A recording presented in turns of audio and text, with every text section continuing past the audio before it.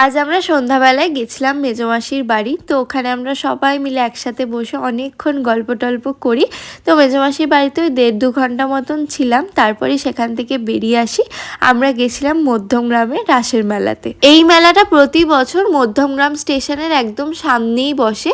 আমার যেহেতু দিদার বাড়ি, মাসির বাড়ি, পিসির বাড়ি সব মধ্যমগ্রামেই, তাই প্রতি বছর একদিন হলেও আমরা এই মেলাটায় আসি। তোমরা কারা মধ্যমগ্রাম, নিউ ব্যারাকপুর, বারাসাত এদিক থেকে আমার ব্লগ দেখো আর কারা কারা এই মেলাতে এসেছিলে কমেন্ট করে কিন্তু আমাকে জানিও। এই মেলায় প্রচুর ভিড় হয়, রাস্তার উপরে যেহেতু হয় আর স্টেশনের একদম পাশে গাড়িও চলাচল করে, তার জন্য আরো বেশি ভিড় হয়, হাঁটার জায়গা থাকে না। তোমরা এই ভিডিও ক্লিপটা দেখলেই বুঝতে পারবে যে কতটা ভিড়। আর আমি মেলা থেকে কিছুই কিনিনি, হাঁটারই ঠিকভাবে জায়গা পাচ্ছিলাম না, আর জিনিস কিনবো কি, আর কোনো দোকানে তো ঠিকভাবে ঢুকতেই পারছিলাম না।